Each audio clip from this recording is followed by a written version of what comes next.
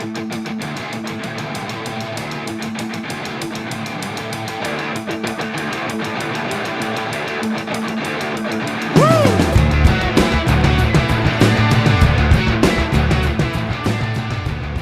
everyone, welcome to the Jam Yearbook. I'm Jim.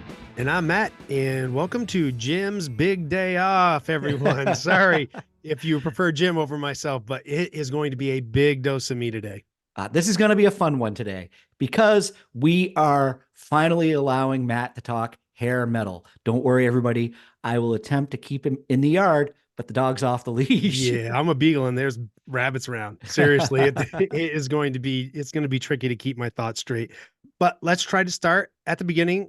We can't really lay a foundation, but let's give a loose definition of hair metal. We don't have to put the whole metal family tree under a microscope. This is how I define it for myself. I'm not going to say my word is gospel, okay? The trick was to remind myself of all the bands and organize a timeline and how it fits into my personal experience. So a lot of listening, a lot of reading, YouTube clips, whatever.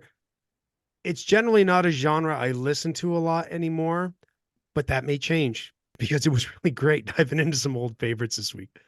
Well, to really start this, then, I think we need to talk about where hair metal came from. Where was the birth of hair metal? What influenced the sounds, and what bands were kind of there at the beginning that crossed over into the genre?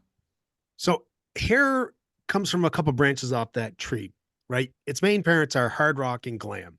Mm-hmm. I don't think there's enough time or period to determine and define the first hair metal album because that's just going to be a lot of conversation. You could call it classic rock now in your glam bands, AC/DC, Yep. Aerosmith and Lizzy, Bad Company, T-Rex, Slade, Kiss, Alice Cooper. Obviously, you can go further back to Led Zeppelin, but there's just too many bands to list to make a point. I read a lot of hair band interviews where Mott the Hoople is cited as a huge influence. But there was also a drunk uncle. Nwabum. Yes, I said a Nwabum. New album. Yes, it's an acronym. The new wave of British heavy metal. So late 70s, early 80s, punk's declining, and UK was just pumping out a massive number of bands like Iron Maiden, Def Leppard, Tigers of Pantang, Girl School, Raven, Saxon. You know me, I'm going to name drop all day long. So I'm going to actually call Nwabum a cousin because a drunk uncle is probably punk. like Okay. like the New York Dolls brand of punk, Uh-huh. I'll go so I'll put those four kind of together. Essentially, like all genres, it's an amalgam. Certain bands borrowed more from one, influence as opposed to another. And it all got put into a can of hairspray in LA, and that can had a spandex koozie. I definitely think that they are related, drunk uncle or cousin. And as far as British heavy metal goes, they all have videos that were entwined on Headbangers Ball, which we watched as kids growing Yeah. up.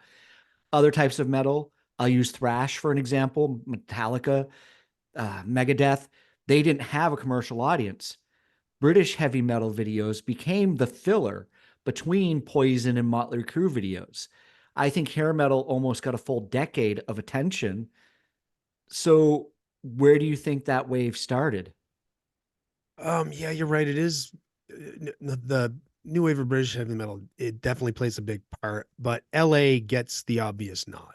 Grunge laid its foundation for years before mainstream acceptance. Rap, I'm sure, went through the same growing pains, but LA is considered the epicenter, although some came out of the East too. New York City, Pennsylvania, New Jersey. You got your Twisted Sisters, White Lion, Bon Jovi, Cinderella, Skid Row.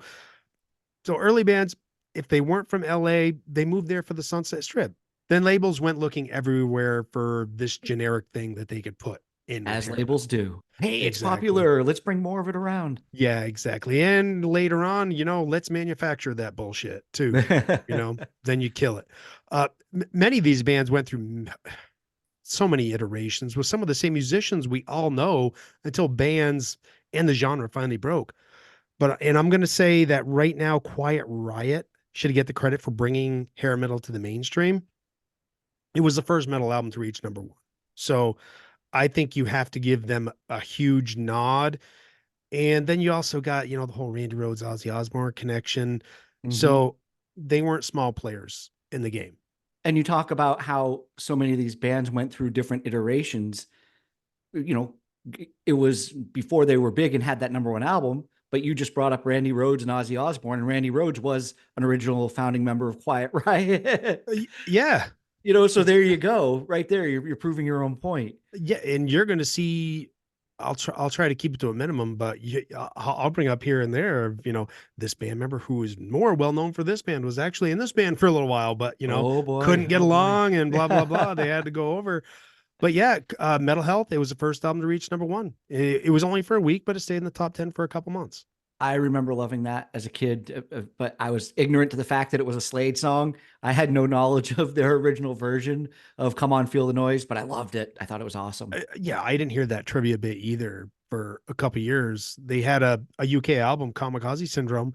They rebranded it for the US as Keep Your Hands Off My Power Supply. And that started me loving the band, Run, Runaway, My Oh My, C'est La Vie. And I'm like, holy shit, this band's really good. And Quiet Riot also covered another Slate song, Mama We're All Crazy Now, Yep. on Condition Critical, the second Yep. album. Yep. But back to the story. I'm getting sidetracked already. You sure keep score of all my tangents. So Come Mental on Health's back, night. Matt. Come on back. Come on back. Exactly. I'm a beagle, man. You got to show me a tennis ball or something. In 1983 is when Mental Health came out. So I'm 11, 12 years old. And a few years into buying 45s, our beloved K-Tel albums or regular albums, recording songs off the radio on a cassette was huge. If you didn't have the money to go buy a record, hey, I still want this song. Well, I'm going to record it. You got to be judicious. There's no Napster equivalents around. You had the radio and you had blank cassettes. That's all you That's had. it. That's Yeah. it. So I will still credit Ozzy's Bark at the Moon as the point in my life where metal became my main genre. And when Quiet Riot burst onto the scene, it had to contend with Bryan Adams, Styx, Men at Work, Flock of Seagulls, Joan Jett, Human League, Duran Duran, and Huey Lewis. Yeah. So there was Yeah. a ton out there to distract me. While I think Bark of the Moon actually came out before Mental Health, I think Mental Health broke first. Yeah. But he's a larger than life character. Mm. So I can imagine that it took someone as special as him to grab your attention and really make you take notice. Yeah, that and timing. Timing's everything. Up till then, some of my favorites were some of the bands I mentioned, a little bit before. Bark at the Moon probably came to me in mid 84. Around that time, Cuts Like a Knife, Sports, Seven on a Ragged Tiger were I didn't dislike them or really fatigued, but they were old to me, right? And when you're younger, you move on from things a little bit sooner. I think I went out the next weekend and bought Speak of the Devil, his live album, and then I come to find out, I'm like, wait a second, this is a live album and it's all Black Sabbath songs. Wait a second. That's when, everything started to click that when I was younger, I'd go up to my uncle's house and he'd have Black Sabbath albums. I'm like, wait, that's the same Ozzy. That's the same guy. That's the same guy. Wasn't Bark at the Moon the first album you bought with your paper route money? It was the first cassette I think I bought. First cassette, yeah. First cassette. Quiet Riot's success showed there was an appetite for this kind of music. Bands that had been around for a while started to get attention. Motley Crue's Too Fast for Love came out in 81, but they didn't make waves until 1983, Shout at the Devil. And if you listen to Too Fast for Love, I would argue that's where you can kind of hear punk rock influence in hair metal a little bit, because that record sounds so awesome. Twisted Sister had a couple records out before 84, Stay Hungry. And for me, maybe this is where I'm getting confused. I think Def Leppard came out before Mental Health, maybe not Bark at the Moon. Okay. Due to an older neighbor I had, she was like 6, 7 years older than me. I knew of them right away, but I didn't really equate them with Quiet Riot because they're very different, so I think it was probably a parallel discovery. They're just too different from each other. They're the only the new wave of British heavy metal band that I could think of that got sucked into the hair label, mainly because their sound shifted with Pyromania. It was obviously more radio friendly, and obviously before the internet, you don't have information at your fingers. You got to rely on the TV, the radio, and your friends to discover bands.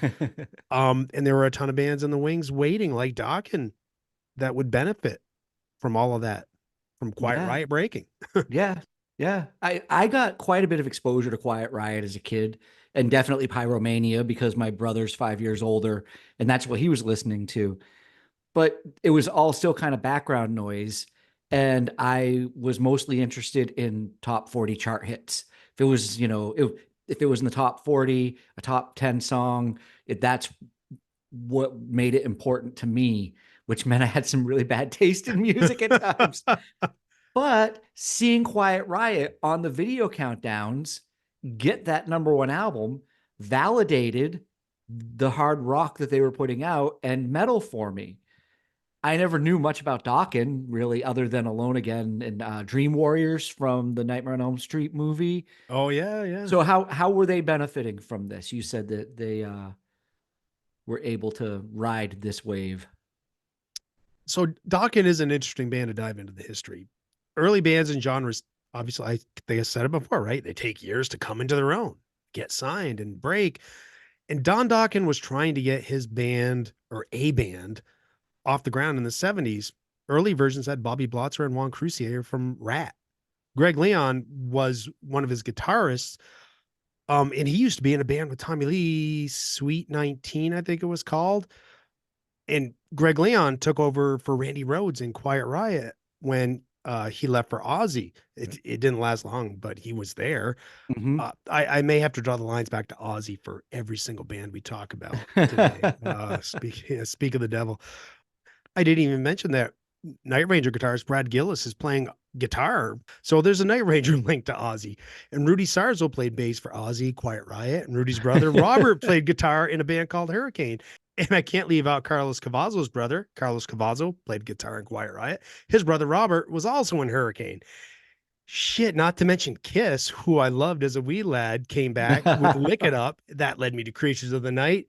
They were totally hair in the 80s. And I have completely lost my original thought. You are herding cats today. What were we talking about? I think if people have listened to the early episodes of the Jam Yearbook, I would often accuse Matt of name checking. And I've just realized in this moment that this is the ultimate name checking episode. I have not had that many names and bands thrown out at once, but it does help me get a bigger picture, not necessarily of who played with who or what was really happening, but just the fact that a lot of these players went and moved around the scene, filling in the shoes in other people's bands, and what you said. But this is like one of the crazy charts in your head that I can see all these lines just shooting backwards, forwards, up and down, just looking like something out of A Beautiful Mind. It's not a pretty sight. And that's the thing. I start talking about one thing and the Rolodex in my head just flips to, oh yeah, this, oh yeah, that, oh yeah, this, because I think when we're going to do a hair metal episode, I feel like we're going to get sucked into just talking about the bands that made it big, the Rats and Cinderellas, Molly Crews, right? And we're going to avoid, other bands that really deserve to be talked about. But yeah, lots of yarn. Dokken, Breaking the Chains, good album in 81. But I bring myself back there on that. But one of the bands that got new life because of Quiet Riot's exposure. And I know this may come off as I'm trying to give a history lesson, but this is personal. I read so much about these bands back in the day. Watched tons of interviews, read magazines, Circus, Hipperator. It's as much my personal history as it is about the bands. The history lesson is when I tell you George Lynch was supposed to be in Ozzy's band until he found Jake E. Lee.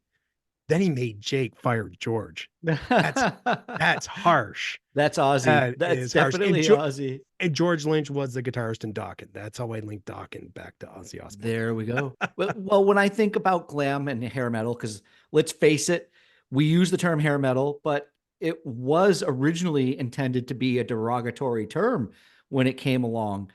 It's kind of started after grunge broke, and that was defining the previous generation of rock that had been holding down the charts until grunge came in and took it over, and it just got called hair metal. Yeah, it seemed for a while that it was cool to not take hair seriously, kind of a wink and a nod.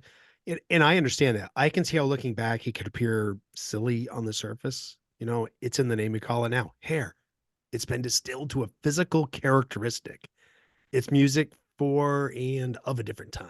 Mm-hmm. Just as grunge was 90s, it was a more serious time. The high flying 80s was a peacock decade in the US, and hair metal reflected that. It's interesting talking about this because I brought up that in the past with certain groups of friends that I was in circles, I wouldn't admit liking some music that I enjoyed when I was in my teens, and especially the hair metal stuff. You were not part of the hipster crowd that I was hanging with if you wanted to talk about liking Motley Crue or, having to admit that Poison's Every Rose Has Its Thorn was the first song I ever learned how to play when you're sitting around chatting about that. But I knew already there was a lot of makeup and big hair on Sunset Strip in LA. But I think, and we haven't talked about them until I just said it, the album that really defined my introduction to hair was Poison's Look at What the Cat's Dragged In. uh they did usher in a more feminine makeup style. I Mainly because of the popularity. I'm not saying they pioneered it, but their music got that first album, Look What the Cat Dragged In, it got really huge. Mm-hmm. So they, bands started seeing that as what was paying off, and record companies sought those bands out. That's how you get some of the really, really bad bands. I remember it being a thing to show somebody the cover of Poison's Look at What the Cat Dragged In and saying, "Those are dudes. Look at the, Yeah, yeah, there's, they're yeah, dudes. they're dudes." But Everyone thought they looked like girls, yeah, and yeah, I don't.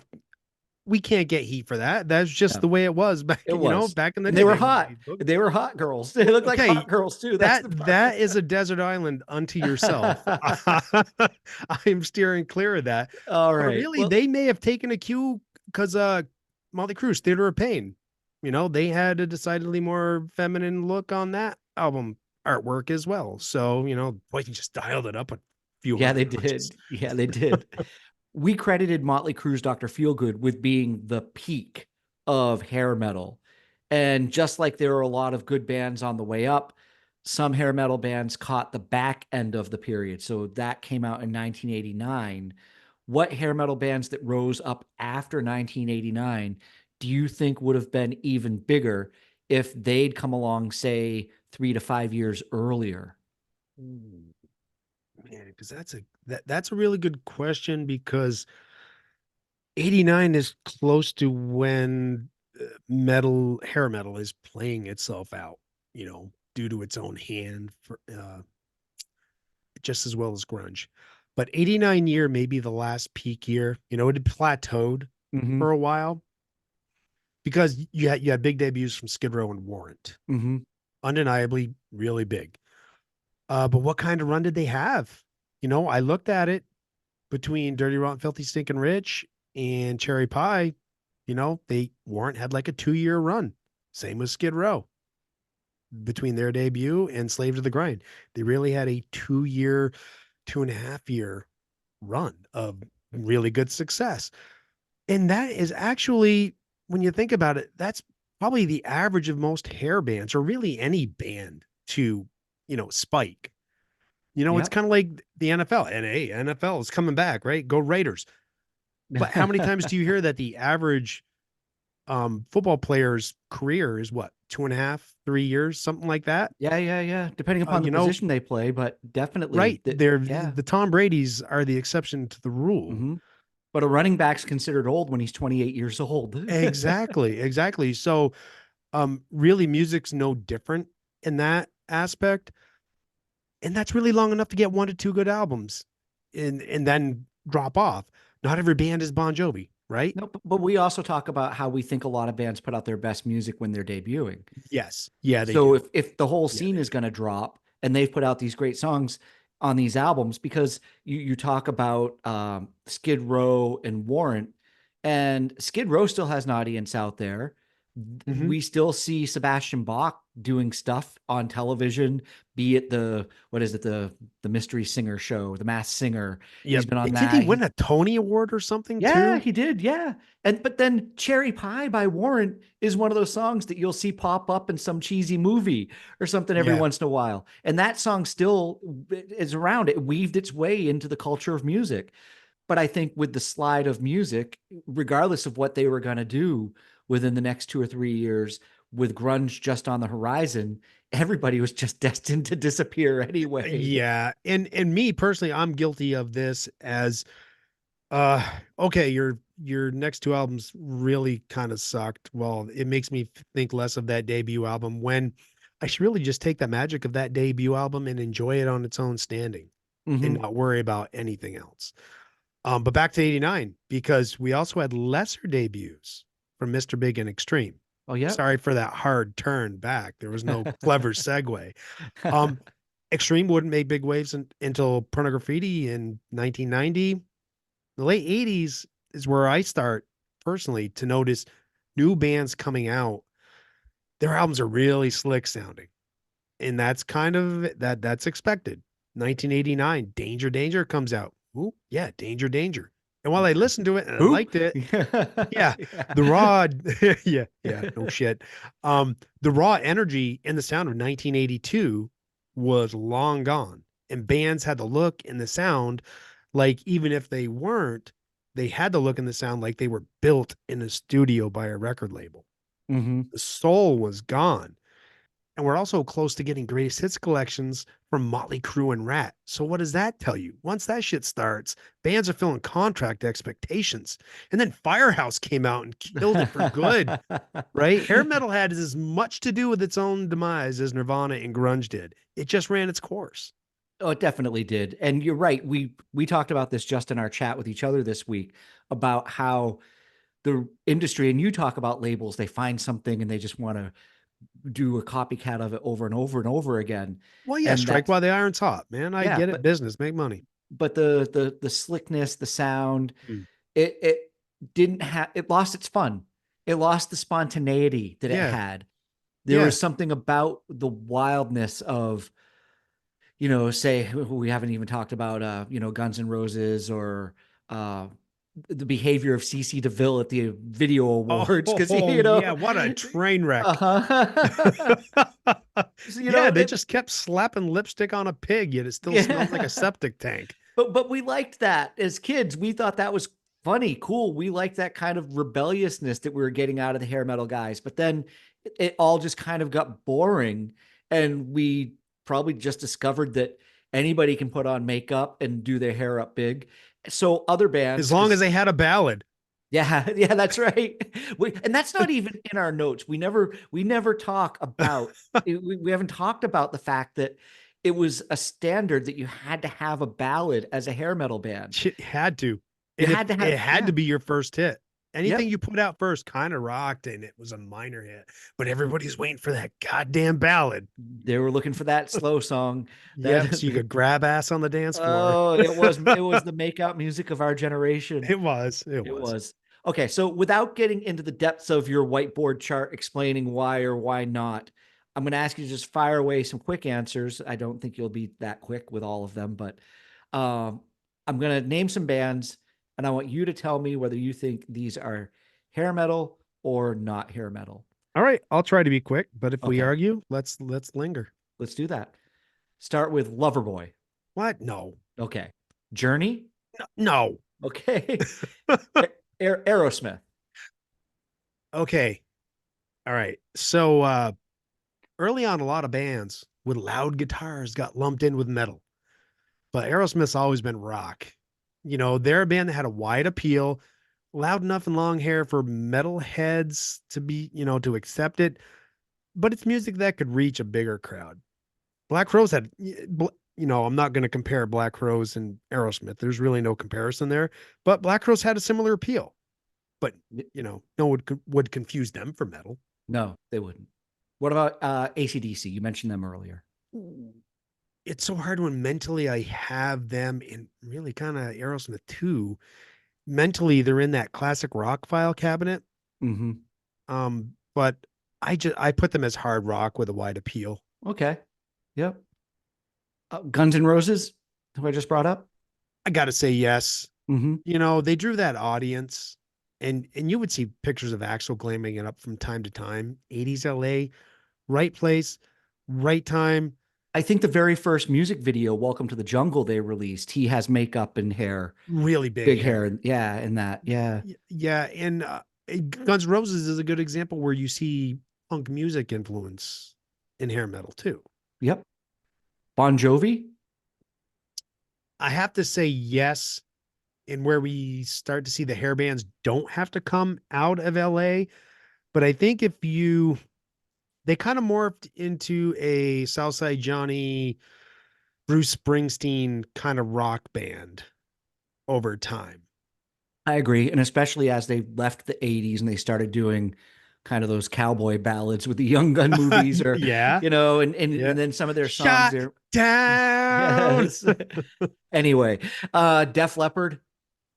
Early on, yes. They separate themselves with an album like Hysteria. Adrenalase snapped them back into it though. So overall, yes. No, actually, I'm wrong. Let me think about Hysteria for a minute because you got songs like Love Bites, and that is so hair. Yes. Yeah. So hair, despite all the sampling and the technology that they used in recording that album. Yeah, that's hair. Okay. Okay. Stupid me for doubting. Van Halen. Another classic rock conundrum. Van Hagar, I have to say yes. But if I'm going to put forth a band that everyone would say, yep, that's hair, that would be Poison. No doubt. Cash a check, Poisonous hair. I don't see a correlation, Okay. in appearance or music. If I'm going to compare like what I would say as my benchmark, Poison and Van Halen. So I'll put Van Halen and bands like AC/DC in here too. They're just their own thing. They cross Okay. over. I'll come back to Van Halen in a couple of minutes here. Oh, I'm getting Uh, challenged. I love yes. it. Queensryche. Oh yes. Not progressive hair metal. Um, boy, you know what? I would put them as the only progressive hair metal. Okay. Yeah. Early on, see again, they stretch the boundaries of location, right? Because they're out of Mhm. Seattle. Yep. And they did take subjects seriously, especially an album like Mind Oh yeah, Crime. they did. Yeah, they Uh, did. um, but I kind of have to, I have to put them there for their earlier Okay. stuff. I think Okay. You brought them up earlier, Scorpions. Scorpions, they grew into it musically, but would never be considered pretty boys. And, Okay. and I think that's one of the things that we joke around that has to be acceptable for a hair band. But I can definitely hear a little bit starting with Love Drive, which is Okay. Yeah. mid late 70s. I think it's like 78, 79. But by 84's Love at First Sting, they were all in. One of Okay. the well, love that album. I forget about that. Uh Why didn't I listen to that album this week, Jim? Shit. Winger. Without a doubt. Yeah, yeah. Just watch Beavis and Butthead. Remember their friend wore a Winger t-shirt? Oh, Yeah. yeah. and Yeah. Night Ranger. Here we go. Okay. That's kind of a little bit of a stumper. They had absolutely no edge, right? I like them, but they were soft, squishy, and safe. Sister Christian was a power ballad. The lighter side, and not all hair has to have an edge. Obviously, very little of it has an edge, other than what they do to themselves with drinking and drugs. But the lighter side, but yeah, they got to be hair. You're going yes. Okay. Okay. Yep. So we're gonna come back to Van Halen here because you're right. I did. Oh, I'm right. You're right that we might have a disagreement a little bit Oh, because okay. I did a lot of diving in this week. I've been deep dive Jim over the past few months and Good. trying to learn as much as I can about what we're going to talk about. And there were a lot of articles about hair metal, hair bands that agreed in the end. A lot of articles that I read were like, top 20 hair bands of all time, top 50 hair metal bands of all time, things like that. And a lot of them agreed that Van Halen was number one. Oh, and talked about how Van Halen was really the model band for hair, and maybe not necessarily the music, but say the video for Jump, the on the stage, jumping around, playing guitar, smiling, winking at the camera, the enigmatic frontman doing spin kicks. The video helped prove your point, right? Dave fit the mold. Eddie and Yes. Alex Yeah. can outplay anyone. Mm-hmm. Eddie added another layer to guitar foundation for hair. If you're going to go strictly on look, I have to agree with you, right? Okay. I mean, Yep. if you were going to build the look of a hair metal front band, yeah, David Lee Roth.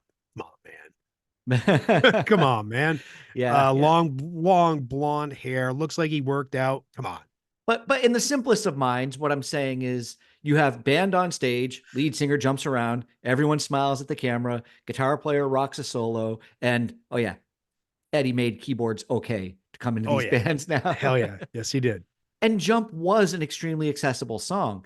I think pure accessible hair metal follows a pop songwriting format, but with hair, makeup, and a distortion pedal. There was something in the writing and sound that brought the same people around who would have normally been listening to Richard Marx. You put forth a very cogent argument. Very good points. Many bands put out videos like Jump before that came out, kind of like a small stage setup, to mimic a live performance. It's like a lip synced old gray whistle test performance. But I think Van Halen were the band that made it fun.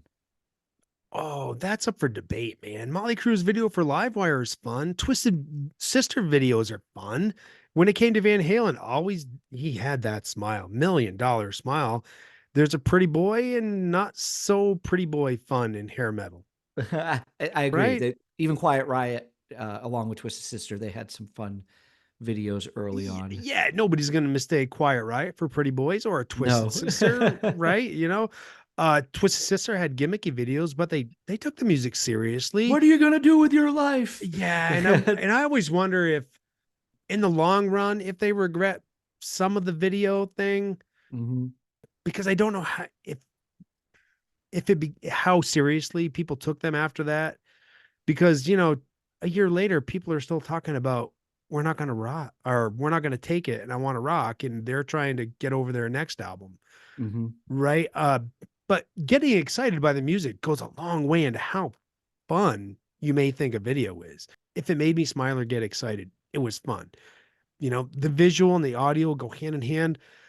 So let's go into the fun thing though, because there were bands that went for shock value, like Wasp, a la Alice Cooper, and I'll to a lesser degree, I'll put Twisted Sister there, Okay. mainly because of they went kind of extreme with the makeup, but Mhm. they were all about fun, and they would call out people in their audience for not having fun. It's like you have fun, But I get think out. there was something that limited some of these bands from appealing to the masses. The ones you didn't find Wasp on the charts. No, You found them in the hair metal genre in the tape rack at your local store.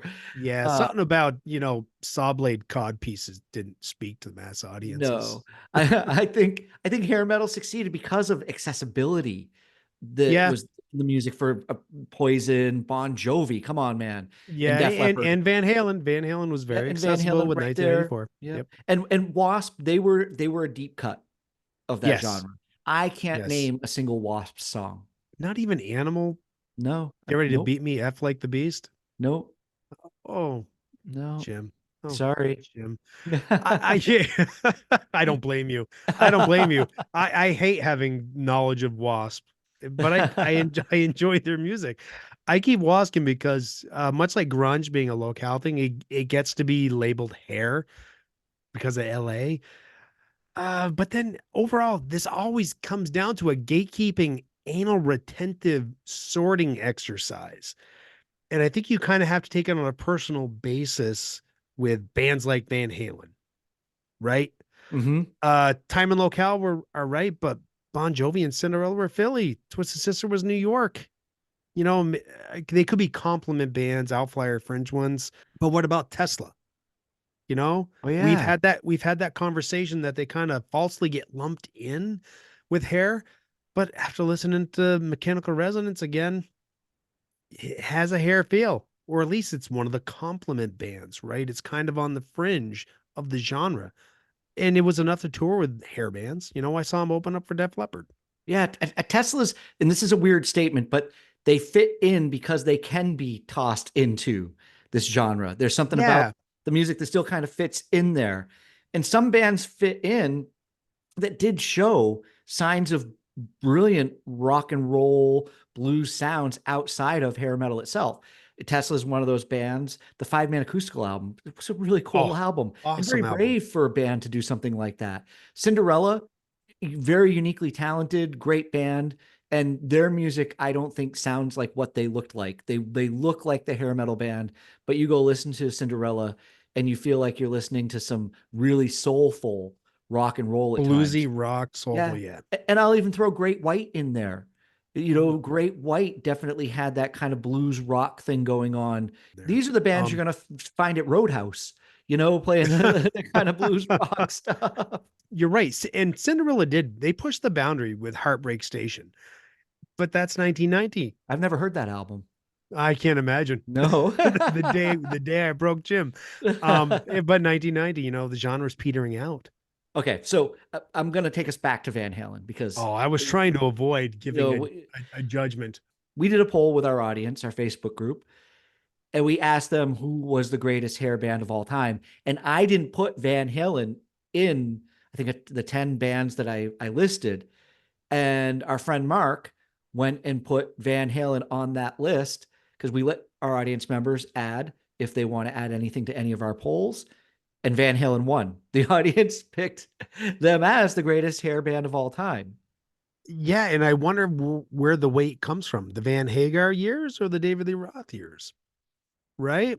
Because Sammy Hagar might be the hair grandpa or step grandpa. His Montrose albums were in 73, 74.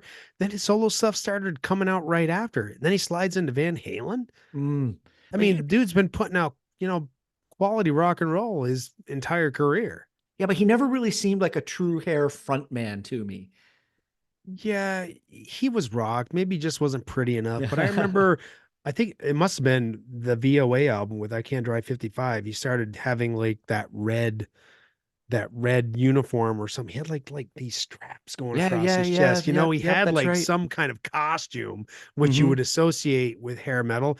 And if we're gonna include Van Halen as hair, I think you got to include Sammy Hagar too. Yeah, okay, okay. It all encompass. It's like a big old fucking spider web. I'm not Where's the arguing with you. I'm stop? just letting you know what the audience said. This Oh, is you're this is sitting in there in that Doug Flutie jersey, just Yeah, just trying to start an argument with me. I am. I am. Okay, here we go. Thought exercise that I just played out in my head.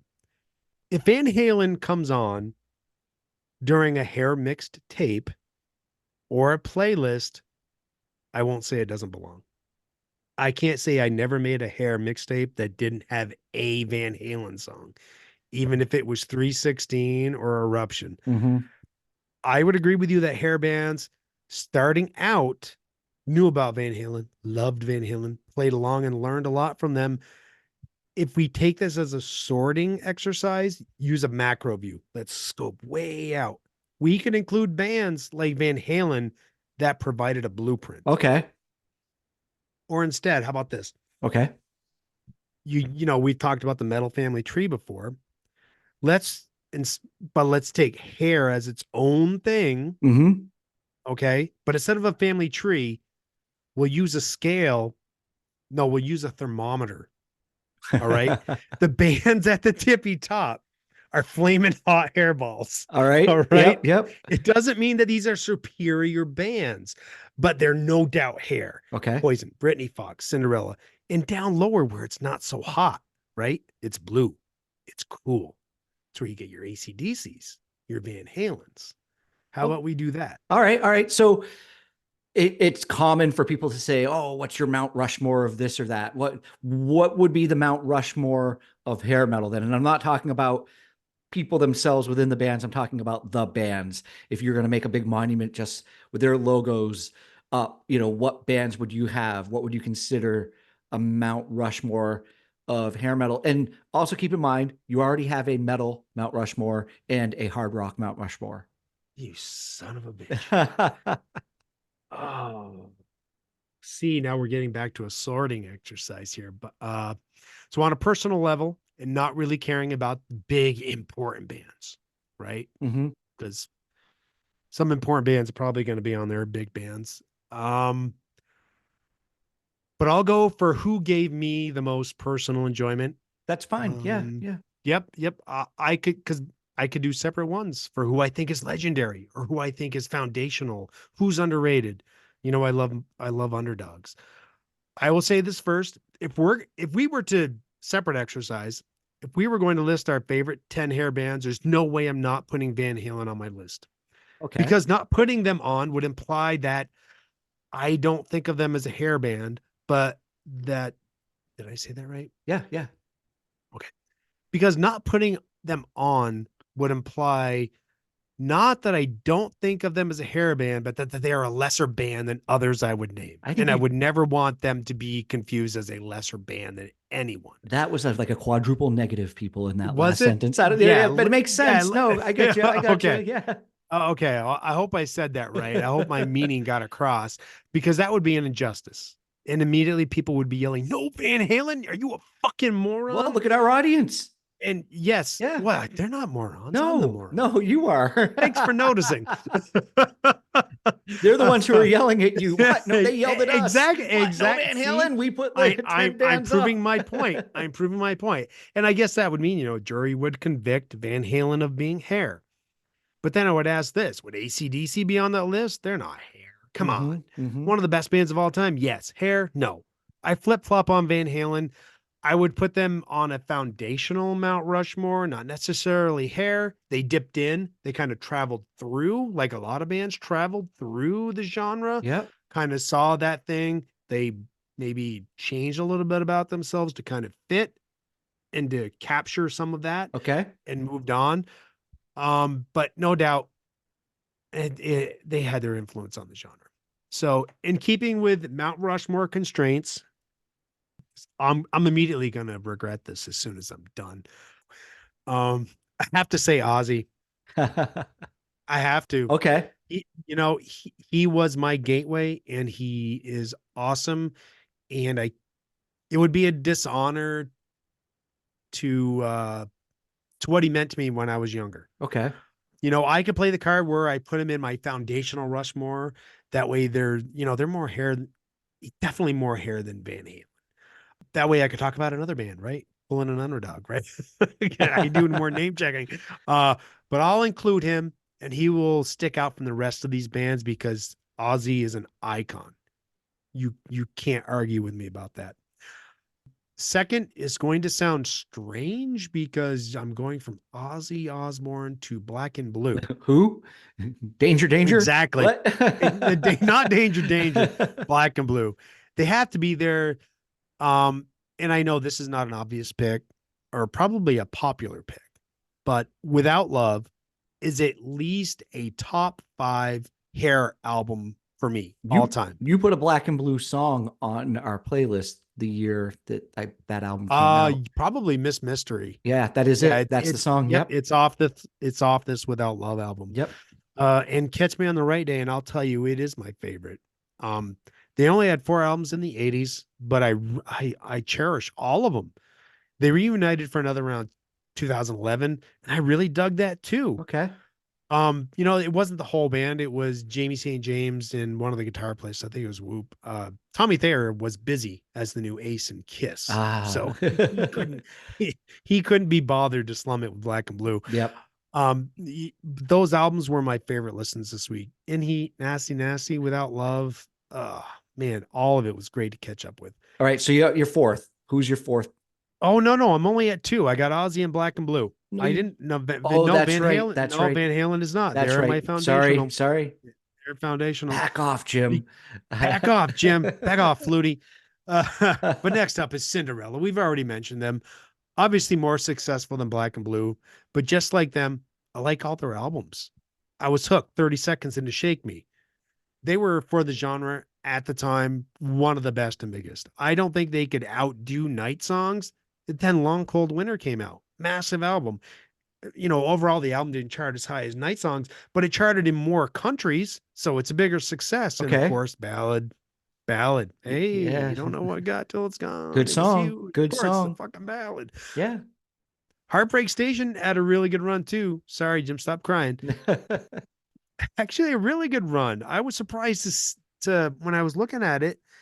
they had two top 10 hits, Shelter Me and the title track, Heartbreak Station. Shelter Me was I huge.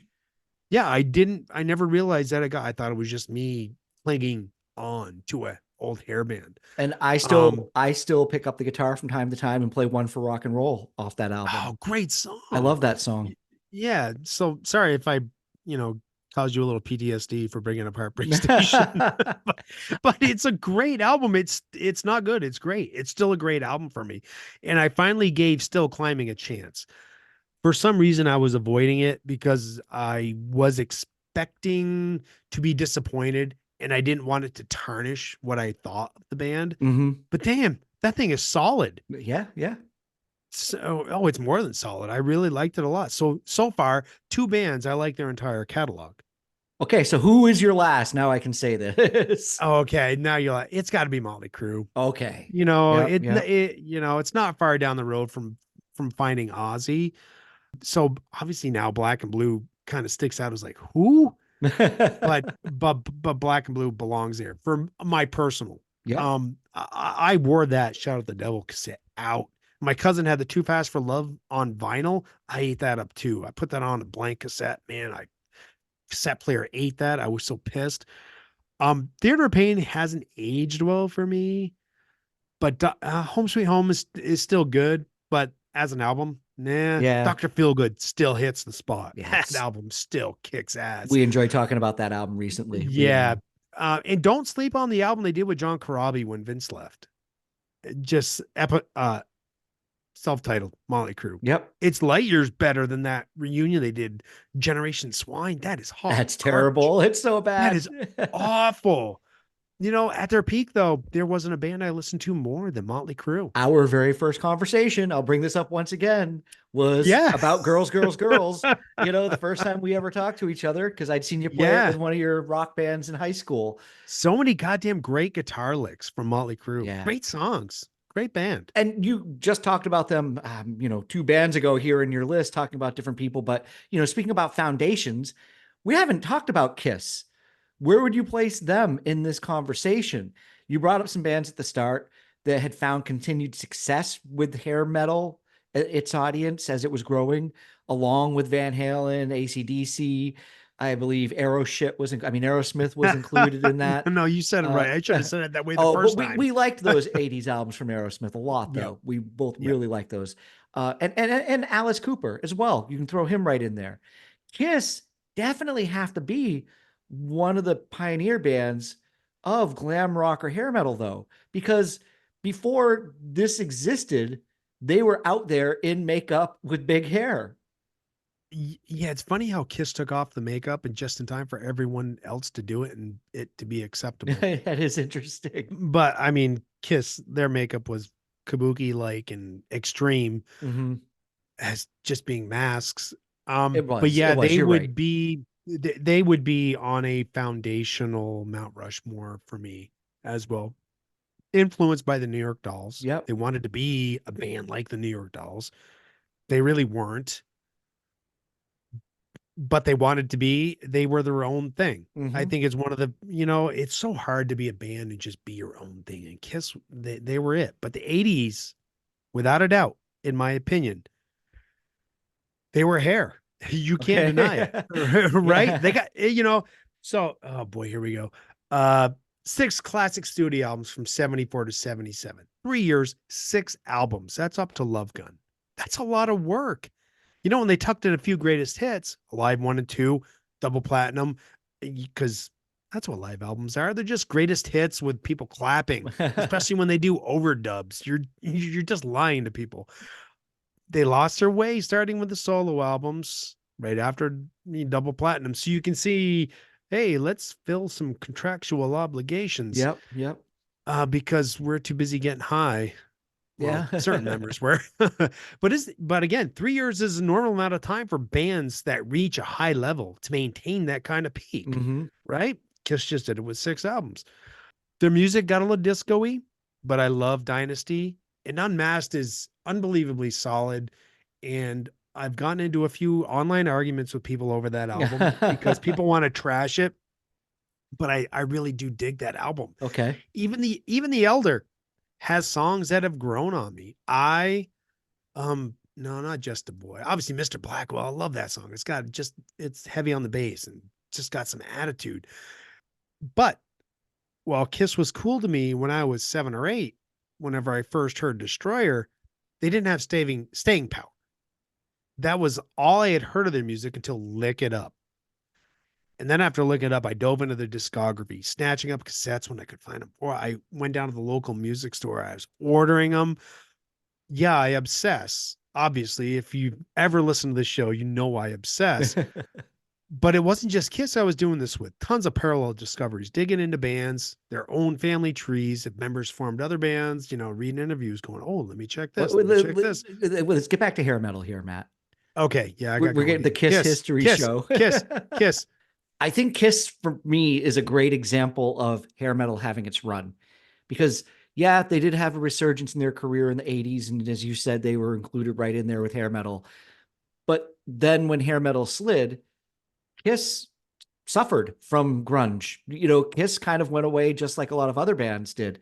Mm-hmm. And their reunion in 1996 never would have been as successful as it was and had the longevity. They just stopped touring last year that they've had without the makeup because they came back with makeup. People wanted 1970s Kiss. And they had bands like the Verve Pipe, Deftones, Stabbing Westward. Those were their most frequent openers on the tour. So they were definitely taking the generation of the grunge early 90s kids and having those bands open, not being nostalgic, not taking here I'll say a Trickster to open with them. There's a band that's not in our notes. I was just thinking, where's a band I can bring up that Matt hasn't yet? Okay. Yeah, thank you. You're welcome. But hey, man, I can even drop the fact that 311 opened for them at Madison Square Garden in 1996. Oh, no shit. Yeah. That's awesome. So they weren't out there trying to relive their hair metal 80s days. No, they weren't. And people who knew me back in the day, they're probably kind of shocked that Kiss isn't on my Rushmore. They would be on my foundation. Maybe. I got a lot of enjoyment out of them, but even back then, I couldn't ignore so many cringeworthy moments, usually emanating from Gene Simmons. Paul Stanley's on stage, like his whatever, when he would talk to the audience, was it was pretty cringy too. It could be when he would introduce songs. It was, boy, I'm getting chills just thinking about it. Not in a good way, like cheesy, like, oh, why would you do that? It's like, I'm feeling embarrassed for you. Shut up. All right. I think, Matt, we could probably turn this into a 5-part episode. So I think we need to think about wrapping it up and taking our time here with hair metal has been fun. Wait a second. We're wrapping up already? That's not fair. There's so much we haven't gotten to. You had to get me going on Van Halen, and I'm telling you, we still haven't settled that argument there, pal. Kiss is more hair, so they deserved a deeper dive. You're cutting me off at the knees with Kiss. I haven't even yet begun to fight on my Kiss arguments. Oh my God. How do we have a hair show and not talk about Rat? Did we even mention Rat? We didn't. If we did, it was a passing comment. And we should have talked about Rat more. I agree. God, we should have. I never got to do my history lesson. I would have got to make the connection with Vanilla Fudge and Blue Murder and how that leads back to Whitesnake. Wait, Whitesnake. How do we not talk about Whitesnake? They had one great album, right? But it was huge. Here I go again, Jim. Come on. This episode is so incomplete. Still of the Night. What a great hair metal song. God damn it. Love that song. We didn't talk about Rat. Yeah, we didn't. That much. God. Dancing on Cover is an underrated hair metal album. Detonator was okay. I can't really shout that. Yep. Shout from the mountaintops about that one. We should be called out for Rat. Yes, we should have talked about Rat. Matt's having a meltdown, everybody. I really want to talk about Twisted Sisters a little bit more too, because they're underrated. Don't laugh. They are. Love is for Suckers. Listen to Love is for Suckers. That's an undervalued hair album. Hot Love is a great song. So is hair metal just an American sensation? No, it's a North American sensation. Because we didn't even bring up Canada. I don't think Mexico got involved. So maybe it's just a Canadian-American alliance, right? Because fuck it, Brighton Rock, right? Yep, Not the Queen song. Yep. Good Canadian hair band. Today's episode has been brought to you by the letters R, O, C, K, and the band Helix from Canada. Helix, wow. Jesus. While we're in Canada, check out Kick-Axe too. Kick Their axe, album people. Vices. Kick axe. Kick-Axe. Kick-Axe, On the Road to Rock. Love that song. Weird video too. Some puppeteering. Like I don't know if Jim Henson was involved, but it always made me think of that too. Don't include Triumph though. No. They're absolutely not here. Power trio, classic rock. Thunder 7 did hit the spot though. Sport of Kings too. That was my first concert, Sport of Kings. That's right. With Brighton Rock, with Brighton Rock opening. Oh, cool. Yep. Yeah, saw a lot of gray hair shows there. All right. This is where we cut Matt off. Can I get a part 2? No. What? Maybe in 100 episodes we'll give you a part 2. I'm so disappointed. Vote. No, I'm opening up a poll in the Facebook. Should Matt get a I'm part getting 2? Part 2. Okay. I don't know what I'm going to talk about. I have already mentioned everybody. I think you got almost everybody in. I'm glad I threw Trickster in because that was not in the notes. I'm glad we got that in at the last minute. Give it to me. Good. Yeah. Hey, they opened up for Kiss. Hey, there you go. But not in 1996. While they were going to their senior prom. No, cheesy Kiss, yes. Cheesy hair metal Kiss.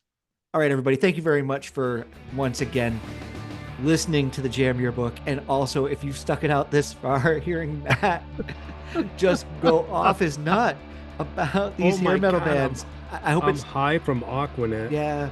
I can actually see is like the adrenaline is like he's got a vein on the side of his neck where it's like the thumping.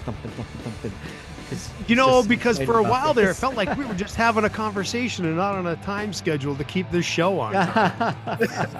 And then when we got to the end, I'm like, wait a second, we're supposed to have a hair metal show, and we talked a lot about hair metal. You're right. We brought the audience poll in. We talked about your favorite bands. We talked about the history of it. So let's move on. We are going to cover September album anniversaries next. That's where we're going. Oh, Iron Maiden. There we go. You tie me back in. They're not here, but I get to go back to some of my old metal favorites. All right. Why don't you wrap it up and say goodbye to everybody and don't take 3 hours. Yeah. Thank you for listening to me just prattle on. I really appreciate it. And hopefully I didn't annoy you too much. So, hey. And we'll see you back here next time when we cover the September album anniversaries. I'm going to go listen to Power Slave right now. Awesome. Thanks for listening, everybody. Peace, love, and podcast. Lost in a memory, caught in a revelry.